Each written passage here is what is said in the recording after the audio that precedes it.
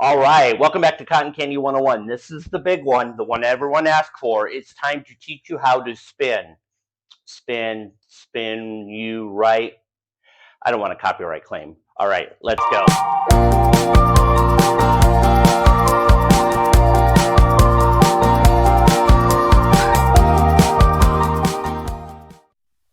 Hello again, it's Jeff with Bombshell Sweets. Welcome back to the new episode of Cotton Candy 101. This is the big one, like I said in the intro, the one everyone asked for. We're going to teach you how to start spinning cotton candy.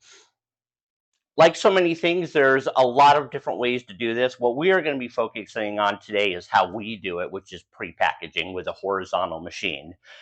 If you're live spinning, a vertical spinning machine, it's going to be a little bit different. I am working on trying to find someone to come in and help us do a video on that. But today, it is going to be all about pre-packaging. We're going to take you over to the machine.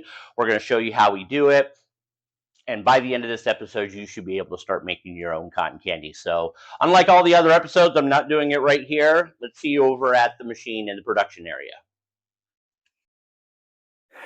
All right, it is time to start spinning. So before we get into it, we already spun a little bit today. We just finished some tiger's blood flavor. So we're going to switch over to another flavor. So before I talk about or show you the actual spinning, I want to talk about the color spectrum. So if you are doing multiple flavors with multiple colors, what you want to do is go in a specific color range and keep all the same colors together. And then when you switch colors, you want to do a burn off. We'll talk about the burn off at the very end. So what you don't want is to be hopping between different flavors or different colors, because it's going to change how the product turns out. Flavors very rarely will swap over, but colors will swap over. Now the caveat to that is spicy. You always want to do your spicy flavors last. All right, so what we're going to do is we're going to do some blue sky. So we keep all of our sugars in a large container. We fill up a little side container.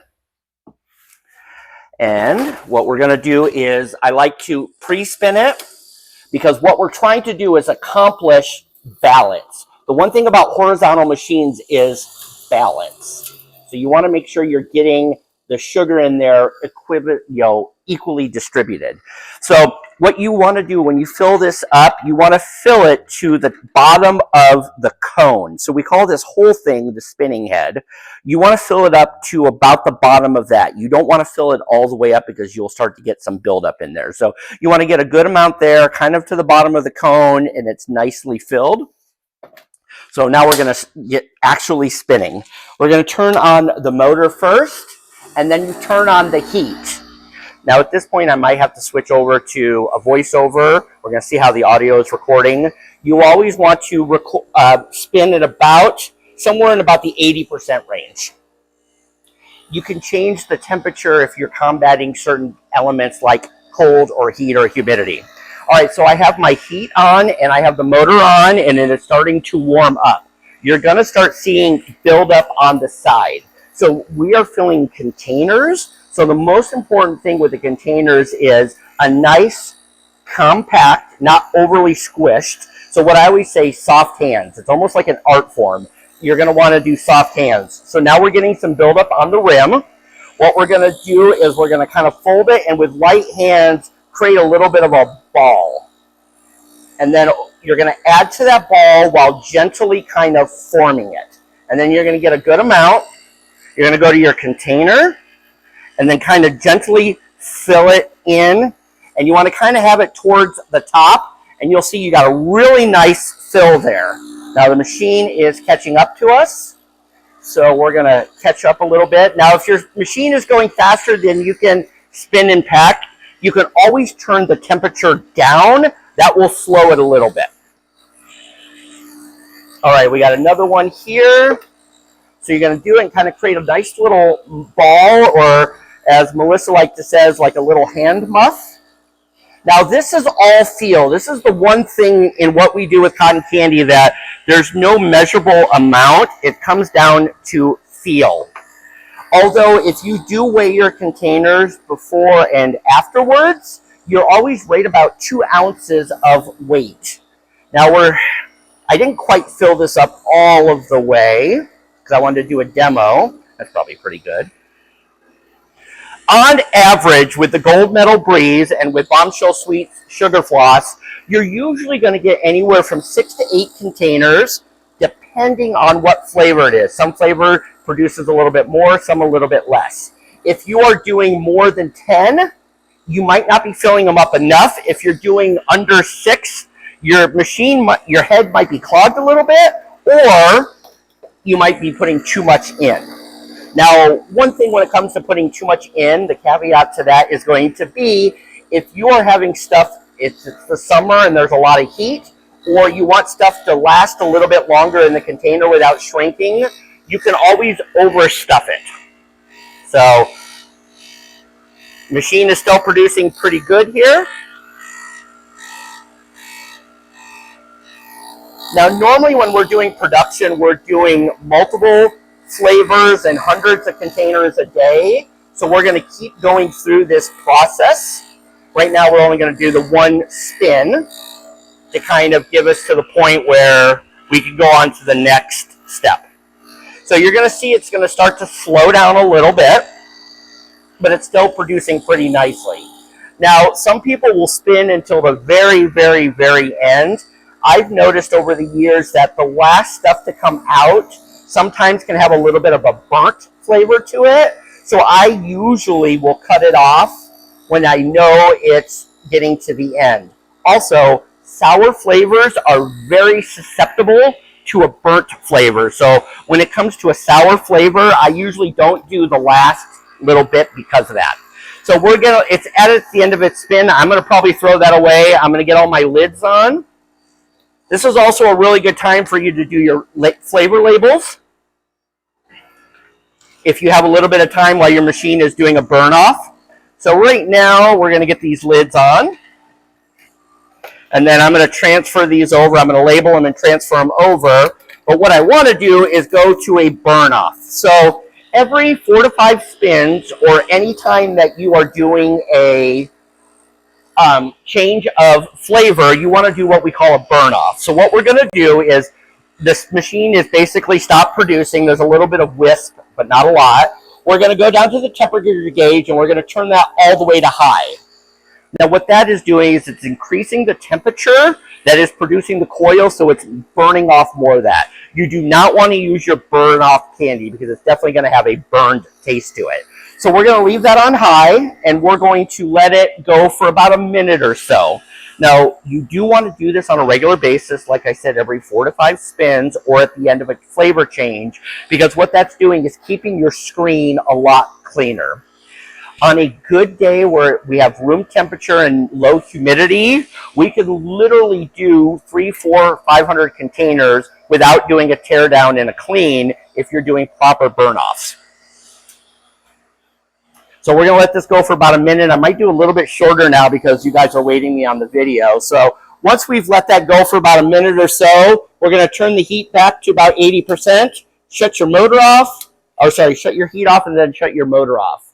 Pro tip, to ensure longevity of your machine, be easy on your switches. Switch one off, take a pause, switch the other one on or off. If you're rapidly switching it, you can lower the life of your motor because you're doing rapid changes. That's a personal thing.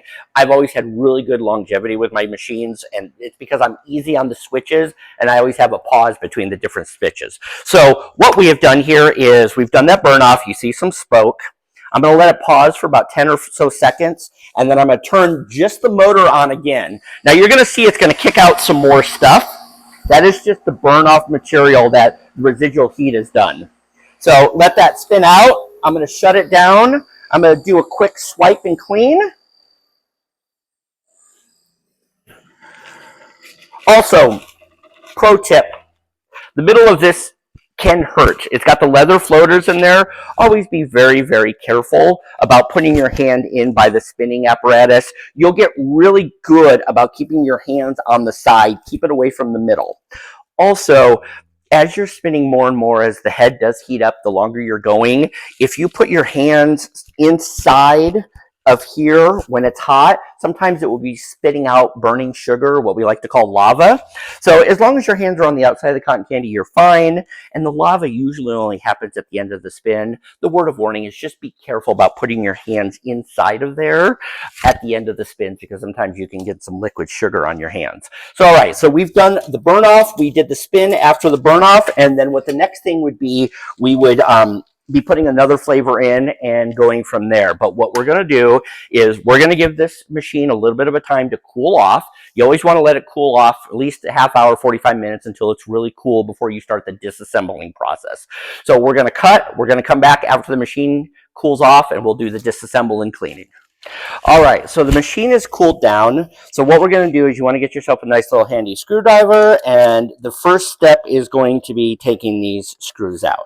Now, I always get myself a nice little container like this because the little parts can tend to disappear. We're going to get those off. Now, we have been doing this since day one with our horizontal machines. I'm not 100% sure what the warranty on these are, so please make sure you take a look at your warranty on your machines. But I can say I have done this for many, many, many years on a daily basis with no issues whatsoever. So you got that will come off. If this ever gets stuck on there, you can get a knife to get a wedge in there, or you can tap it gently with a hammer or a mallet, and it will break that loose. Now, once we're inside of this, most of this I do is hand tighten. So you got the cap, the nut, the heat plate, and then the two screws inside. Now, I would recommend when you first start doing this, take a picture so you're putting it together the exact same way you're taking it off. Also, the most important thing is, I'll show you as soon as I get this off. Here. All right, here, handy dandy little hammer. You're just breaking it loose. So the most important thing is, if you look at these plate right here, there's two different power posts with 4 holes. You always want each side of the wires to be on separate posts. Also, before we go over to the sink, occasionally over time, these screw holes will get filled with sugar. So every once in a while, maybe every few weeks, what you want to do is put some paper towels underneath in this gap, get some Q-tips, soak them in water, and you can put them in each of the holes, and that will help clean those out, because occasionally the screws won't go in there if there's any built-up sugar.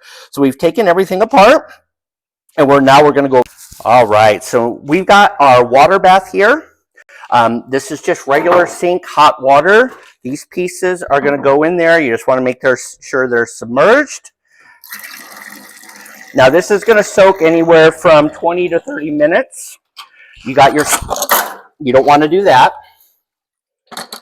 This is why you keep everything in a container so that doesn't happen. All right, I got to make sure I've got everything in here. I usually will soak my nuts, the parts and the equipment inside of these containers, and they just sit up here, and then that's going to sit in the sink and let that soak. Also, I've got this over here. I've got my screen. If you have a spray nozzle, it's really easy to do this. You just spray it out, let it get all the sugar. Remember, hot water is always going to get rid of sugar. And then later what I'll do is I'll put my bowl up here and I'll do the same thing here. So this is going to sit in the water. We're going to let this sit for a while. A couple other pro tips.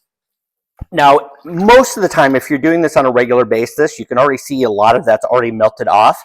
If you do get buildup, go to Walmart, get one of these grill brushes. They're usually 98 cents, and you can use this to get off some of the buildup. But you only really want to do that if you have a lot of buildup that doesn't come off in the hot water.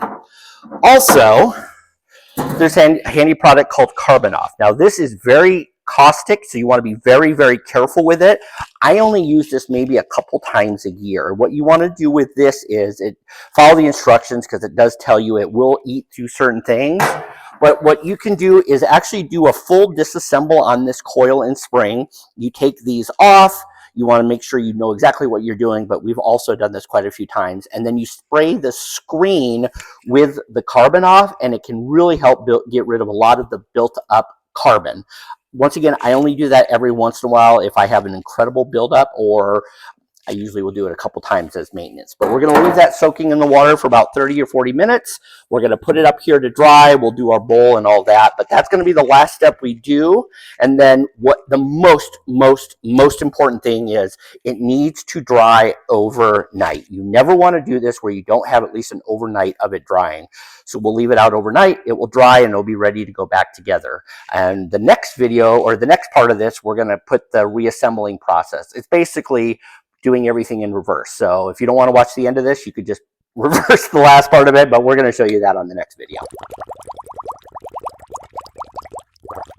All right, next day, we've got everything. It sat out all night long and it dried, and we've got everything back here. We've got the coil and screen, the cap, and then our nice little parts. Even though I did drop some in the sink, I made sure I found all of them in there. So we're going to go back to the machine. Once again, this sat overnight. Now you do see some buildup here. This is totally normal, totally fine. Usually about once a month or so, I'll get some hot, wet rags and I will take or pack them around here and let that soak for a few hours. Once again, anytime you add water to anything, you want to let it sit overnight. So I will put some rags around there, some hot soaking rags, and it will clear a lot of that up. Once again, like I mentioned yesterday, every once in a while you want to put some Q-tips in here. Some with a little cup of hot water that helps clean out those holes. Whenever I do that, I put some paper towel in here in the gap to make sure water doesn't go into the housing. So basically, like I had said yesterday, your wires want to go on separate posts. It will sit on there real nicely. There's a little lip. It will kind of sit on the lip. Screws go in there. Usually what I do is I will finger tighten everything and then come back with the screwdriver and tighten it. The nice thing about these wires is they are pretty firm, so they usually will find their original place that they went back to. Also, pro tip, usually if you get one of these screwdrivers with the adjustable or with the changeable bits, this part actually is the same size as the nuts on the head unit, so you don't have to get a different nut driver. This doesn't have to be crazy tight, but you want to make sure it's firm. Usually once it grabs, I'll do a little bit of a snug after that. Plate goes back on. What this is basically doing is keeping sugar from caking on the screw holes, so you don't have baked on sugar, so you can't get it off. All of these I finger tight. Never had a problem with that whatsoever. Nylon cap goes on the top. And then the cap unit. So as we're doing the cap unit, the most important thing with this is going to be you do not want to over tight this, because this is a plastic cast unit. It can definitely crack, and that is a problem I've seen a lot of people do. Usually what I'll do is I'll do a first tighten, kind of get everything loosely in. Now, once I get it so it's just close, I'll kind of go through and do a little fitting. Make sure you got a little bit of a lip. That means it's centered. Everything's nice. And then I'll go through and give it a little bit of a snug all the way around. Once again, you want to make sure it's snug, but you do not want to wrench around it because you will crack the head. You'll crack the plastic. Okay, I'll go around it again a few times just to make sure I got some nice snug on it. And usually that looked pretty good. So a couple things I want to wrap up with, because we're sitting right here. One thing that comes up a lot is the cotton candy either coming way up or not going to the sides. When we talk about floaters, this is what we're talking about. Think of this as a ceiling fan. So what you're going to do is give these a little twist, one away, one forward, opposite directions. What this is going to do, it's going to create a wind effect that's going to push the cotton candy out the side to attach to the walls. So if you ever have problems with the cotton candy blowing away or not going to the walls, check your leathers. This is usually the fix that will work for it. These are really easy, cheap replacements. You can get the replacements on Amazon or your local concession supplier. You can also go to a place like Joann's or anywhere that does fabric, and you can get pieces of leather strip. There's nothing magical about those. Last thing, and I did not mention this as we were taking it apart. every single time you take the machine apart to work on it, make sure you unplug your machine from the power. I am neurotic. I triple check that because early on I was working on it and bumped the button and it was plugged in and it bit me pretty hard. So there's putting the machine back together. We should be good to go. I'm going to wrap up with a little bit of a conclusion, but there we are, Cotton Candy Spinning 101. Well, hopefully that wasn't too boring and it was easy to understand. And also, sorry for the little verbal flub in the middle of that episode. My wife brought it up to me and I decided not to leave it out because some people will probably find it funny. So hopefully after watching this episode, you're going to get a better grasp on how to make cotton candy, how to spin it. Once again, we're only focusing on the horizontal machines and pre-packaging. We are going to work on trying to find someone to do some live spinning training videos for us and add it to the channel. But with this, you should be able to confidently go into your machine and start making some pre-packaged cotton candy. Before we close out, I really want to remind you that it is almost an art form, even on the pre-packaging side. Light hands. You can overstrength it, overbully it. Just be light hands. And like with everything, you're not going to be as good at the beginning as you are going to be at the end. So don't lose confidence. Get some practice in. And next time on Cotton Candy 101, we're going to start talking about events. We'll see you then.